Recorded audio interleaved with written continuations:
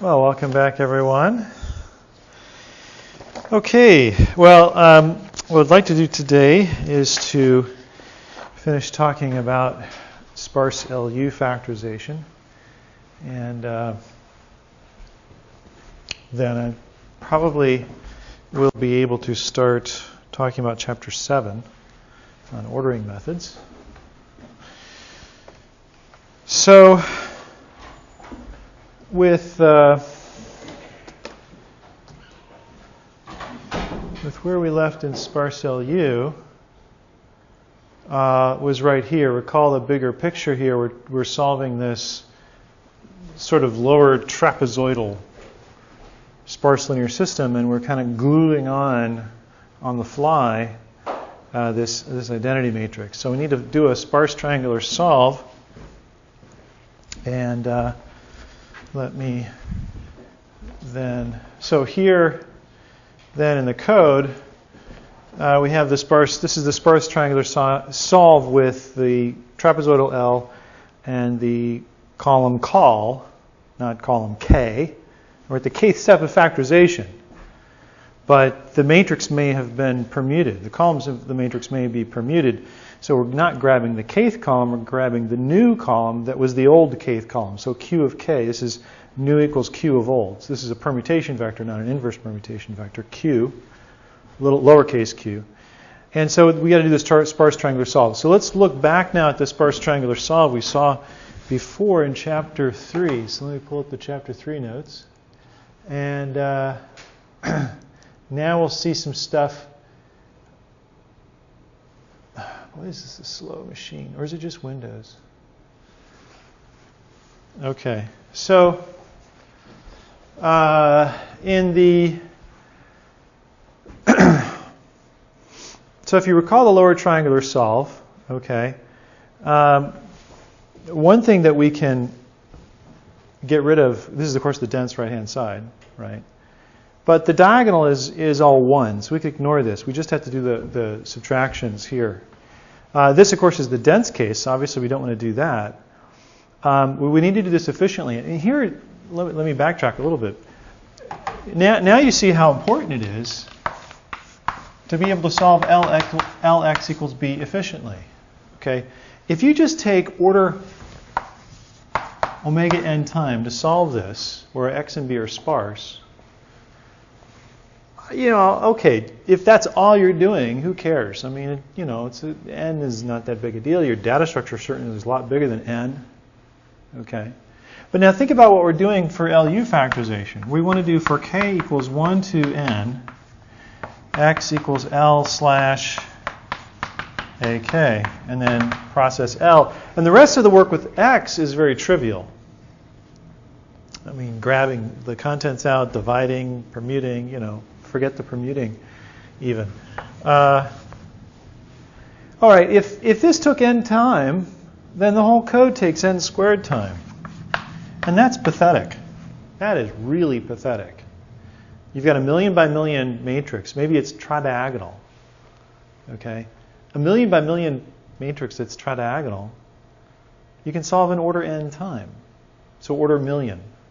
A couple of million floating point operations, you're done. And I come along and say, oh, hey, I've got this cool sparse algorithm that takes n squared time. Million squared? That's a million times slower. See, what happens with this lower triangular solve, if you think about, if you had, suppose you had that tridiagonal system, okay? You've got the implicit identity, and you need to do this solve right here. So here's your matrix you've got so far.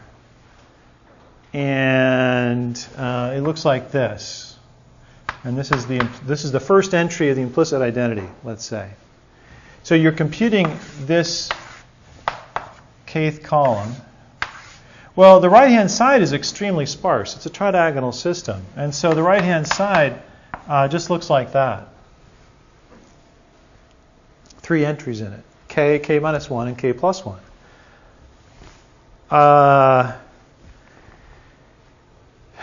So with the triangular solve, let's see, the solution to this will be the same. We'll have the same non-zero pattern, assuming no pivoting.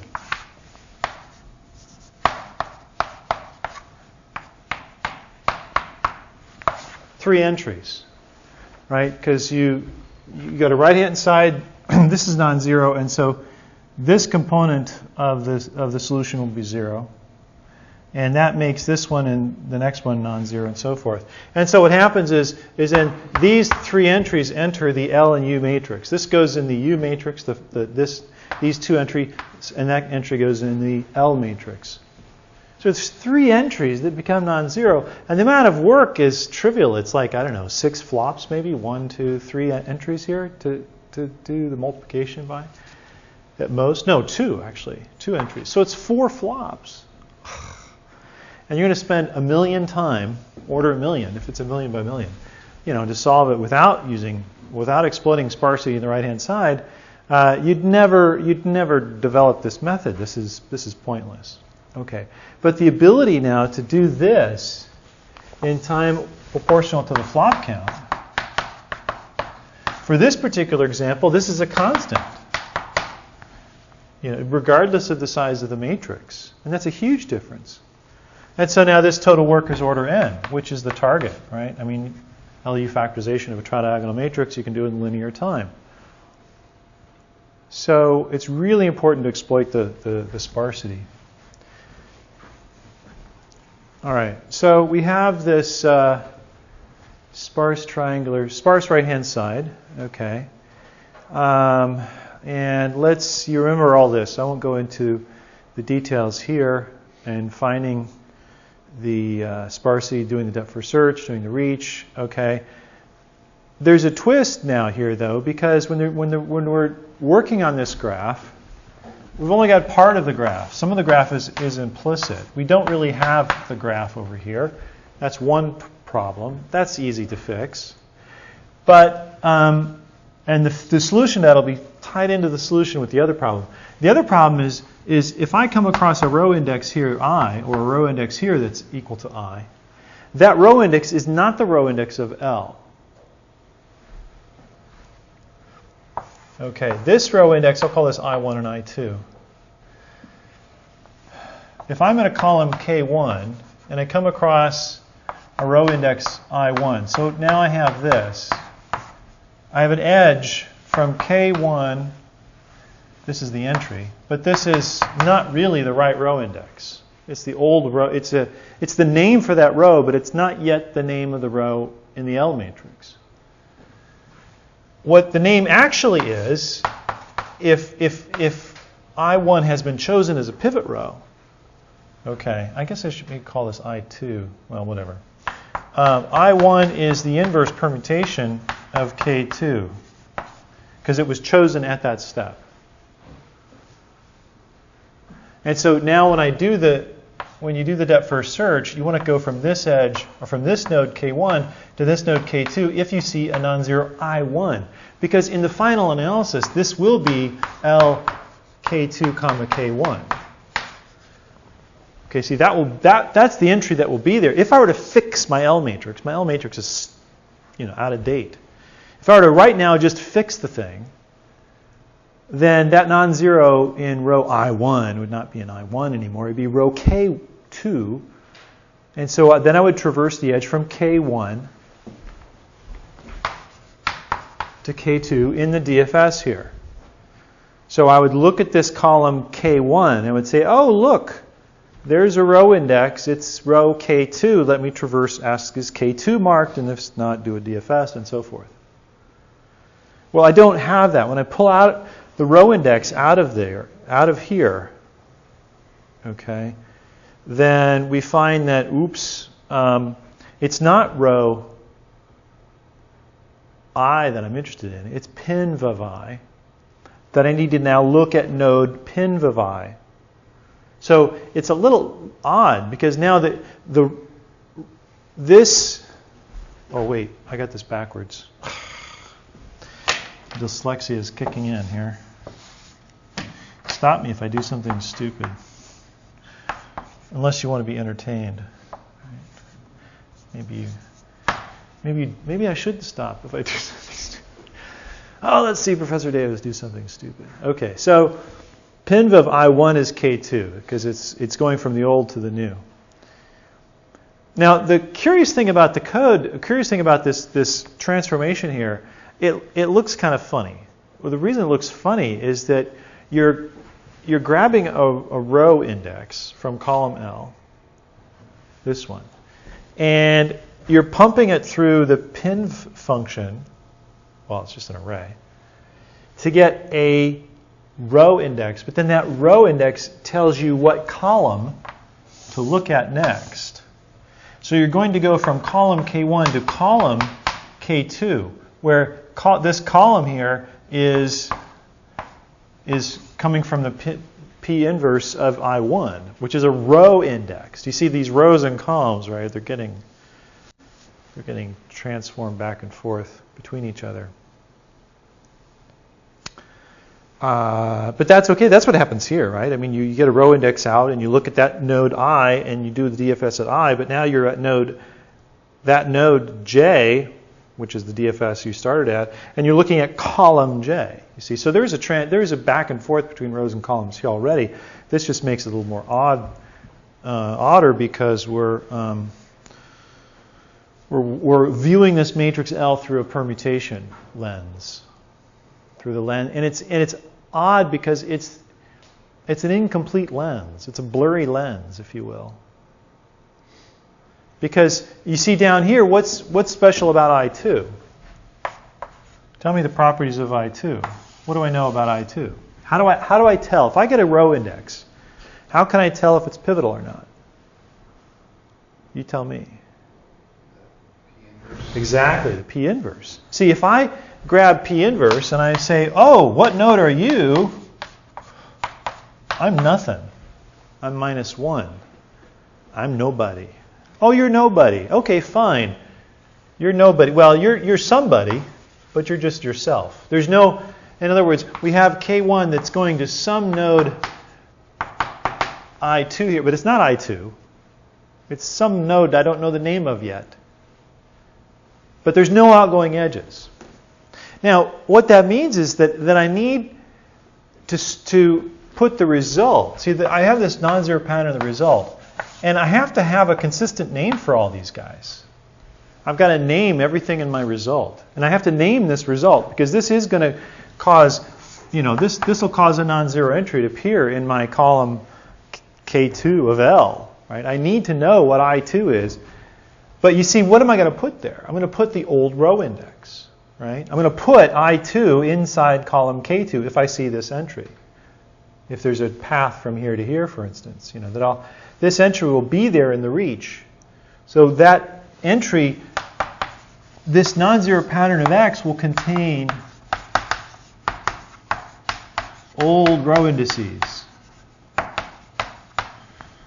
Because there is no new name down here anyway. And I'm putting old row indices into the matrix L anyway. So there's this dance, if you will, between old and new, between unpermuted, permuted, between this permutation lens. And the permutation lens is this partial permutation that I have so far. That I'm only needing this right here to tell me the names of the nodes that have outgoing edges to them, from K1 to K2. In other words, whenever I look at the column of L, the columns of L, I'll be looking through the row permutation vector. Yeah, it seems a little odd, but that's how the algebra works out. All the row indices in the entire algorithm, then, will be old. But the column indices, whenever I want to grab a column of L, I've got to map it through the row permutation vector. Well, we're not permuting the columns of L.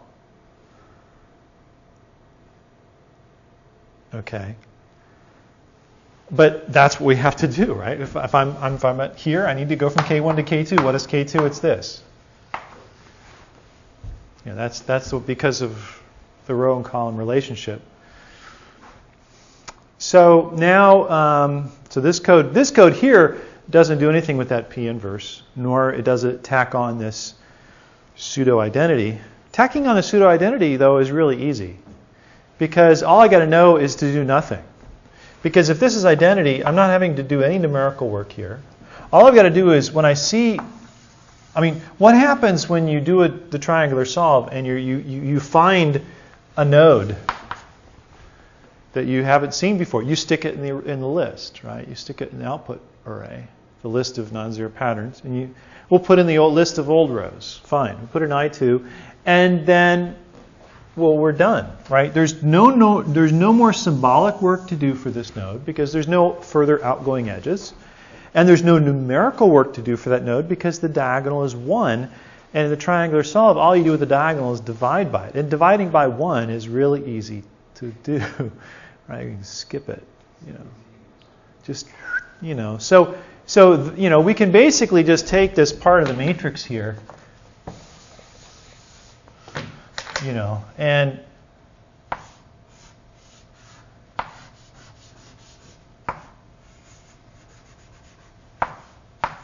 Darby dragons. Here, is that a good dragon? Right? There's nothing there. We can just, Darby dragons, and that's the edge of the world, and we don't have to go there.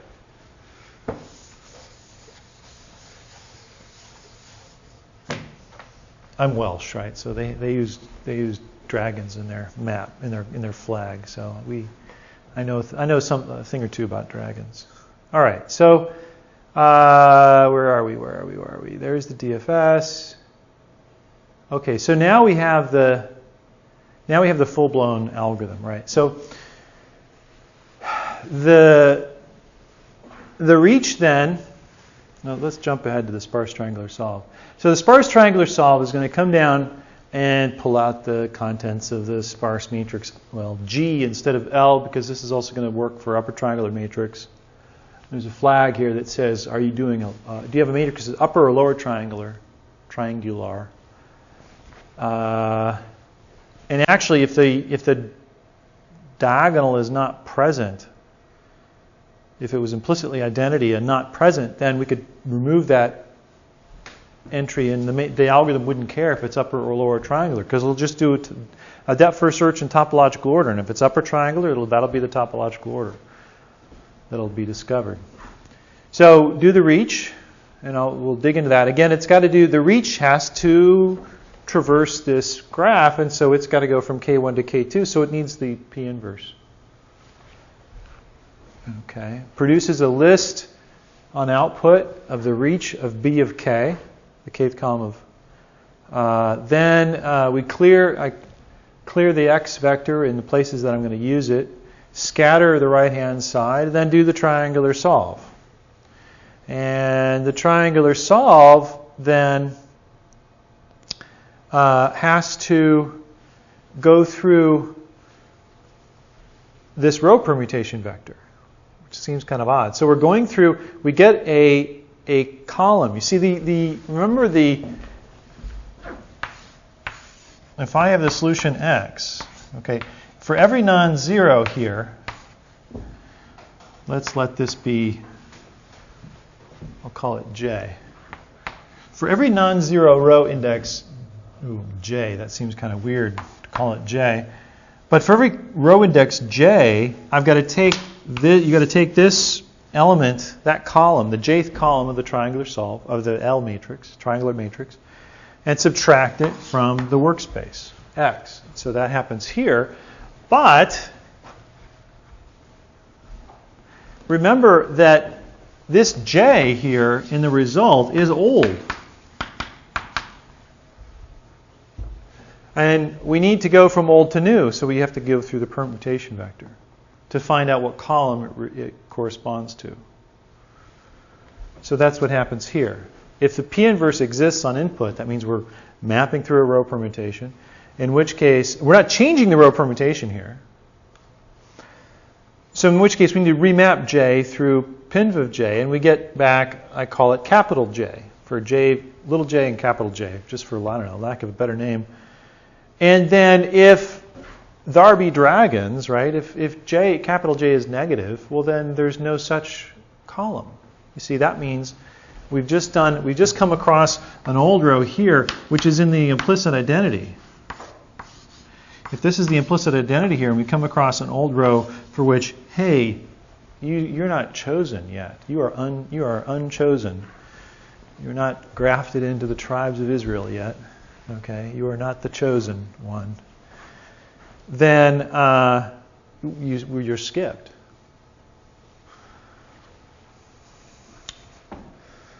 Okay, so the next thing that happens is I could have skipped this for the sparse LU factorization. L is unit diagonal. It's actually there. It's stored. It's present. That number is there. I put a 1 there, and I divide here. Promptly divide by 1. Okay, and it happens to be the first entry because it's the lower triangular. So this does nothing really. Divide by 1. And then I've got to get the rest of the entries and do the subtraction. And the rest of the entries goes from GP of j plus 1 to GP of j plus 1. I'm not pronouncing the brackets. GP of j plus 1 and GP of j plus 1, close bracket. You know Victor Borge? Have you heard of him? He's no longer living, but he was a piano player and an entertainer and a comedian. And he had this thing called pronounceable punctuation. And also, it was hilarious, inflationary language. Like he would say, instead of often, he'd say off 11, right? Often, off. Every word with a number in it would increment by 1.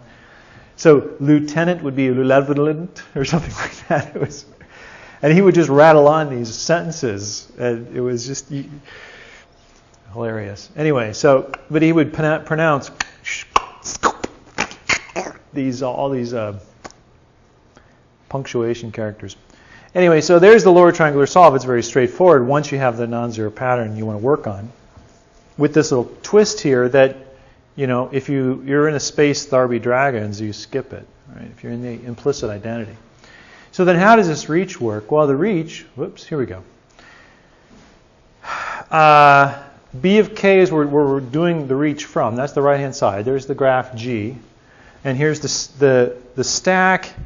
And we're using this both, let's see, x is being used for 2 things here.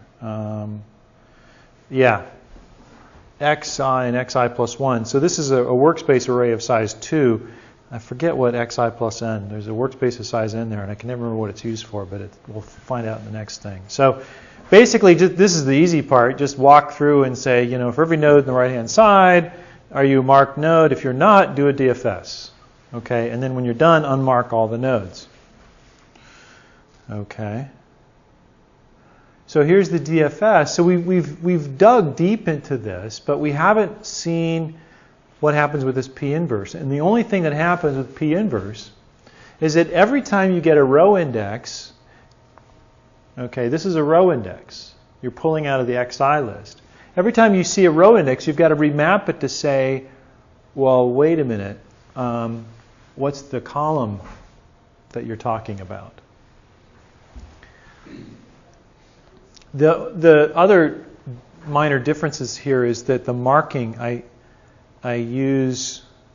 have to be careful here.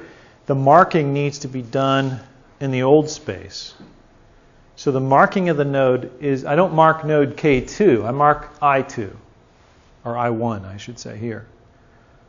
Because I don't have a list of nodes K2 that I visited.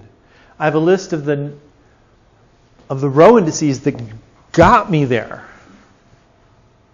So I don't have, I don't have this list of nodes. I have this list of row indices that put me there. And so the markings of the nodes has to be done in the old space. And then the only other thing that happens is that instead of traversing column J, you traverse column J new, and that's it. Everything else is as before. So the only thing that the depth first search has to happen is this has to handle, is this funny remapping thing of the rows and the columns. Okay. We just have to keep track of very carefully of what is it we're talking about, an old row index, or we're always talking about old row indices. Any row index here is an old one, because there's no names for all the new ones. But the column indices have to be new. And so that's why when you're visiting the column of the matrix, you've got to look at J new. When you're looking at the row, you're looking at here, for instance, you're grabbing a row from the matrix and you're just slapping it right down there. You're asking, is that row marked? You know, and if it isn't, stick it in the list and so forth. And then when the work is done in the reach, then we go through the list of row indices and unmark the row indices.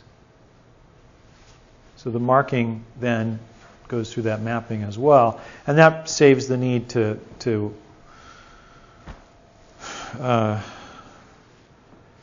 keep track of both the list of old and the list of new. And this extra, that extra size n workspace is for the recursion stack, p stack. That has to be stuck there.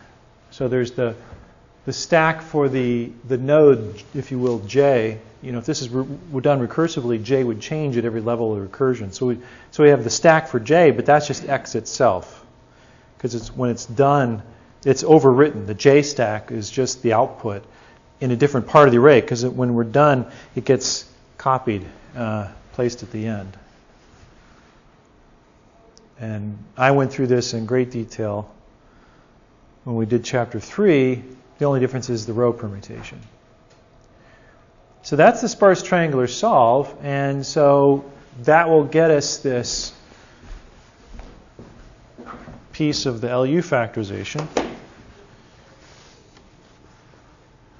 And so now let's look at back to the LU factorization. So now here's the triangular solve. All I've got to do is call the silly thing, and I get out from it then a scattered version of the solution x, which is stored with the old row index, right? X, all the rows are old. So here's this workspace, you know, x the double precision and x the non-zero pattern. It's all in terms of the old row indices. So here's xi. This is the list of non-zero entries in that sparse vector x, and this is the scattered version of that sparse vector x itself on output. And then pim doesn't change, and 1 just says, hey, the thing is lower triangular.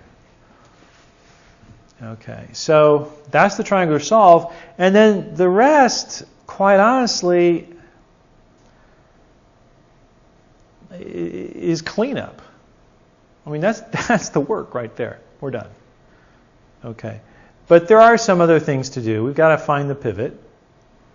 Okay, so I've got to go through the list of entries in the x vector, grab it, and say, you know, can I choose you as a pivot? Well, I can't just choose any entry as a pivot, because I can't choose a row that's already chosen as a pivot. It can't be a pivot twice. You know, there's a rule for that sort of thing.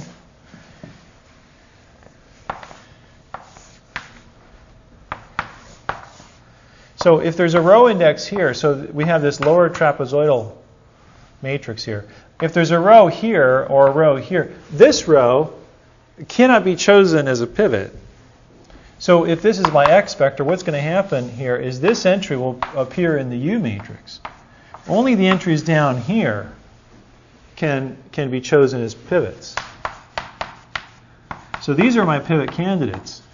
Except the way I'm drawing this is rather deceptive, right? Because I've written this x vector, I've drawn this nice line. Here's, you know, here's the chosen, and here's the unchosen.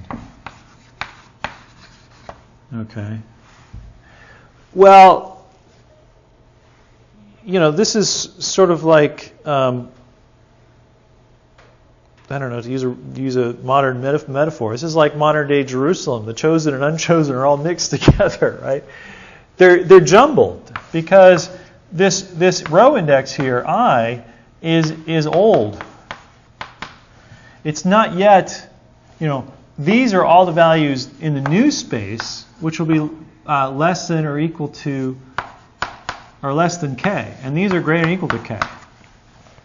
But we don't know that yet, because the row permutation is not finished yet. So if I get a row index here in this vector, I've got to ask, well, you know, are you chosen or unchosen? If you're chosen, I can't choose you again. If you're unchosen, that means pinv of I is, well, unchosen. It's -1. So that's the test here. Looking down this vector X and saying, well, hey, are you a candidate pivot row? If so, let's keep track of your absolute value and look for the biggest one. Okay, keep track of IPiv is the row index in the old space of that biggest entry. Starts out as -1, which means there is no such. And A starts out as -1, so we're taking the absolute value here of the entries, of course. We want the biggest magnitude, regardless of the sign. Now, if this thing is false, I'm going through this work already, but there's something else I can accomplish while I'm going through this work.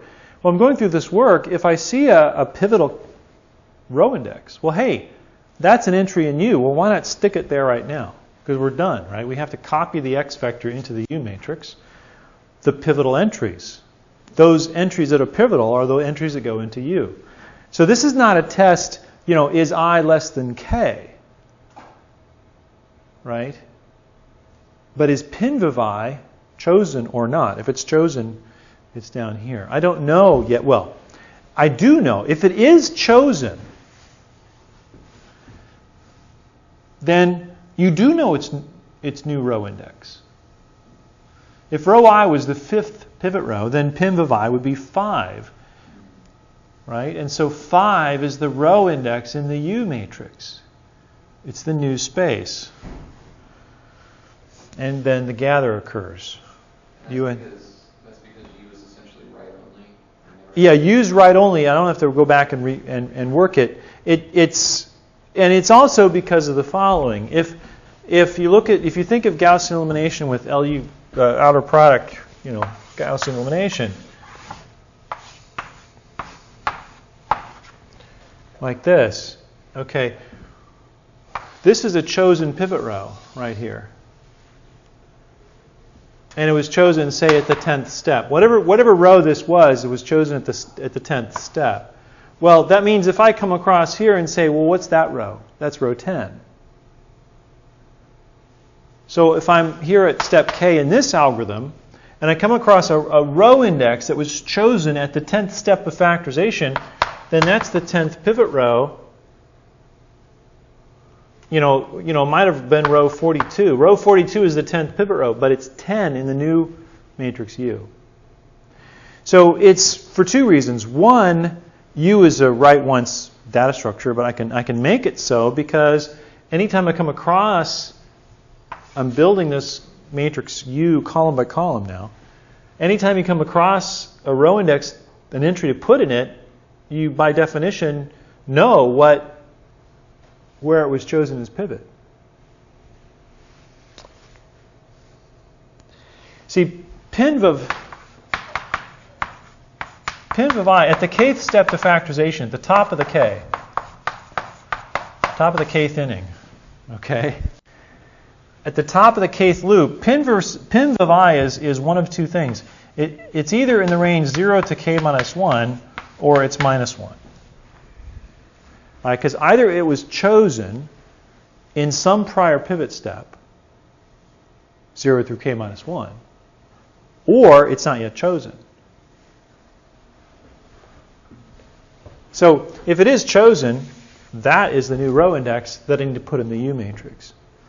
If it's not chosen, it's a pivot candidate. So let's find the biggest pivot candidate. So you see these two things are precisely disjoint from each other. Do one or the other.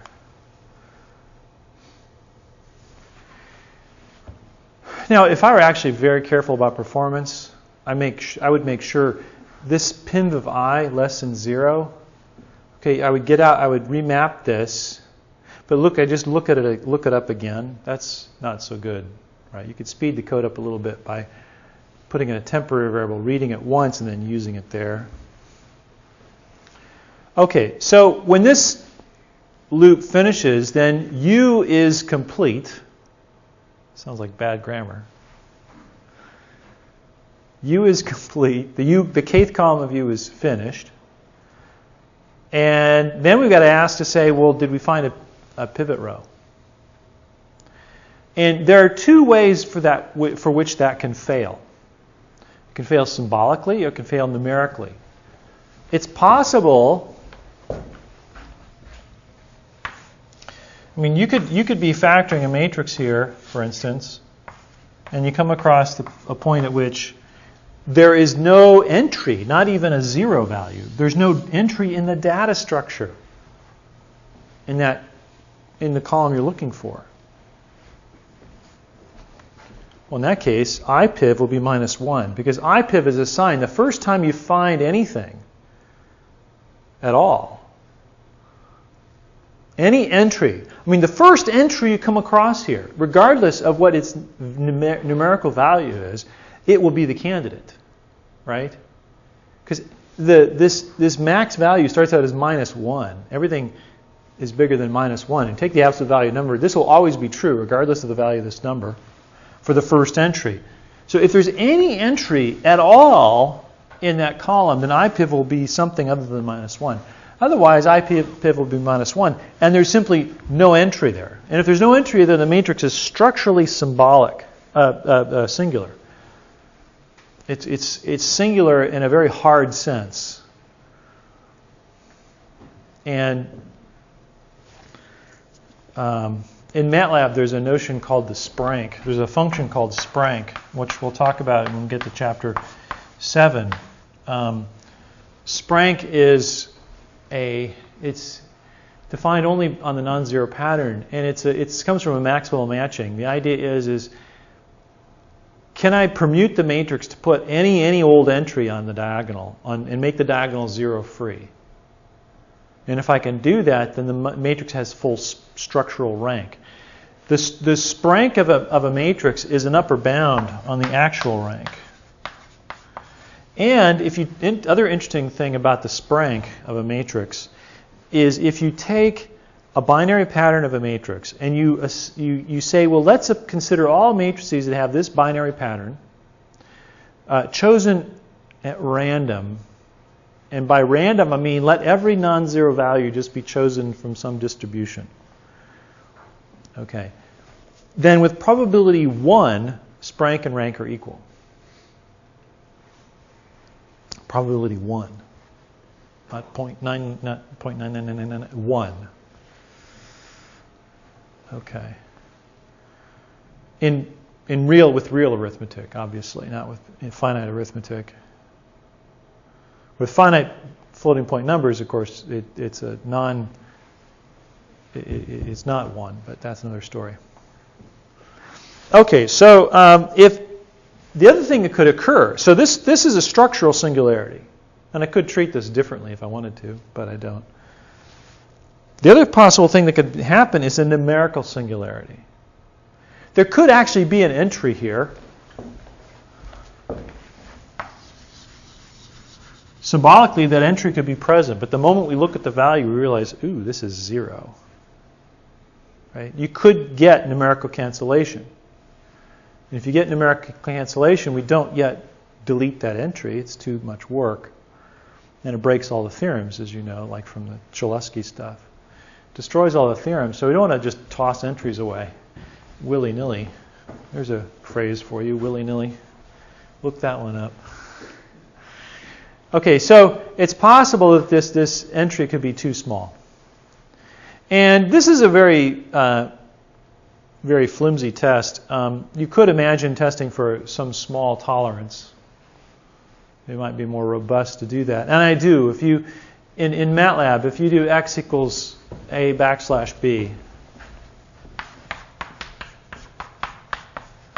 and if I come across a very teeny, tiny entry, then a warning gets issued. It's like, are you sure? I mean, I just did something for you, but you might want to throw it away. That's the warning. Okay, so let's suppose we found a pivot. If we find a pivot, now,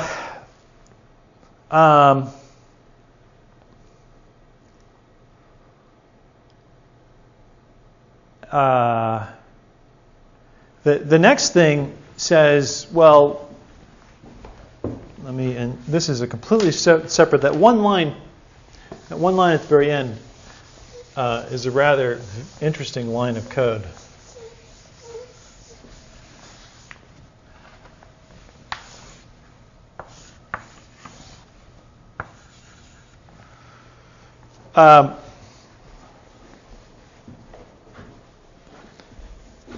This one line of code says, forget partial pivoting. This one line of code says, I like the diagonal of my original matrix. I like it. And if possible, pick it. So how does that work? Basically, you come down, you're at a given column, and you're at step k of the factorization. But step k is column call of the A matrix, because there's that column permutation that's going on. And we want to ask the question, is the row call, because it's the diagonal entry, row and column are equal, is this entry at all acceptable? And so that's the check here. First of all, it has to be acceptable in two grounds. Okay, it has to be not yet chosen as a pivot. So this is the row index of the diagonal entry in that column, because it's the column call. In the original matrix A, which was unpermuted, column call has a diagonal row entry is call. Okay. So this test says that, okay, it's not yet chosen as a pivot. The next test says that, well, what if it's non-zero? Now, this is not a symbolic test, mind you. So every value that's actually non-zero in the x vector will be a symbolic entry, but vice versa is not necessarily true. The symbolic entry might be numerically zero. But if it's numerically zero, I can want to choose it anyway, because that gives me divide by zero, right? So I just want to grab this particular value. Look, this x vector gives me constant time lookup to say, what is the diagonal value? It's right there. It's in the old row index space. So the row is equal to call, and there it is, x of call. That's the diagonal of that column. It's the diagonal entry in that matrix at that particular column. So let's look at that particular value and say, well, I really want to give a preference to the diagonal. So let me try to choose it. And the test is this. The test is say, well, is this diagonal entry big enough? Well, big enough, how do you mean? Well, here's the test. Is it larger than or equal to a ratio tall times the largest entry in the column, which I just computed?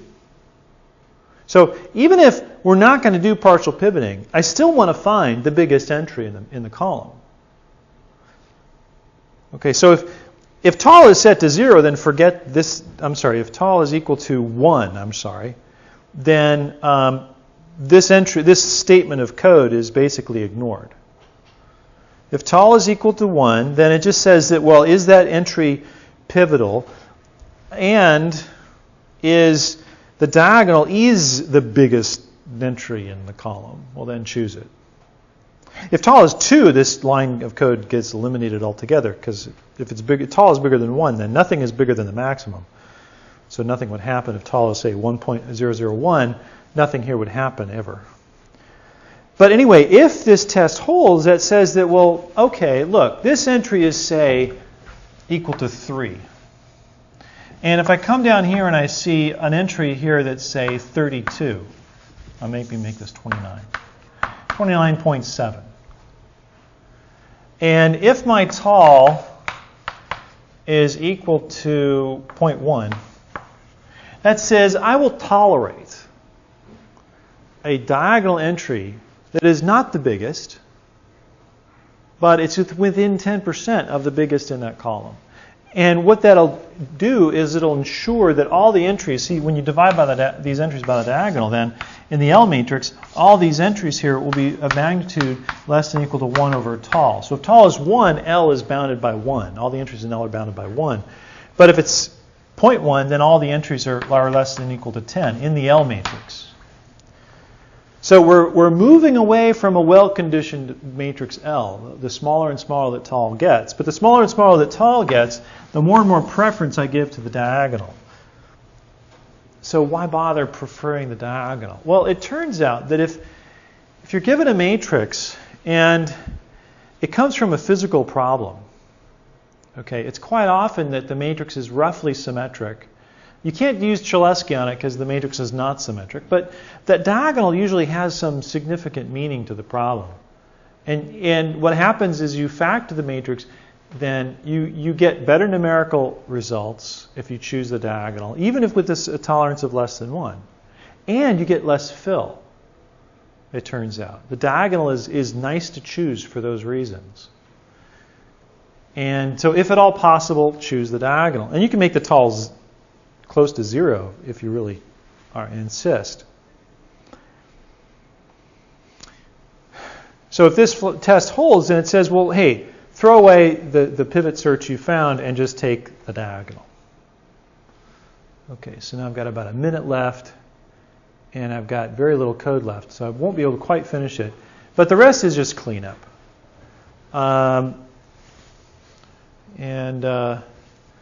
So we can get out now that we've chosen the old row index, okay, IPiv, remember, all the row indices we're talking about in this algorithm here are all old. So there's the pivot value. It goes on the diagonal. But what is the row index in the new space for the pivot row? It's k, because it's the kth pivot's choice. And I log that here. So this is pinv of IPiv. Well, that's also equal to k right here. This is the same thing. So there's the last piece of the U matrix that we have to do. So now we've finished off the column of U, and now we've got to, from here down, we've got to put the column of L in place. Now you see, I could not have done that during the pivot search. See, these entries here, as I'm looking down this kth column X, okay, any entry that's chosen as a pivot goes in the U matrix, regardless. And the diagonal that I finally choose goes in the U matrix as well. But all the other entries, I don't know yet which I'm going to choose as a pivot. One of them gets chosen as a pivot and it's placed in U. The other ones are not. So I cannot yet, in the previous slide, during the pivot search, all of these entries here that are visited, all but one will go in the matrix L. But which one I do not yet know. So I've got to do a first pass to find it. But all of these will go into matrix U, regardless of the pivot choice. So that can be put in now. So the first pass finds the pivot, and then the next pass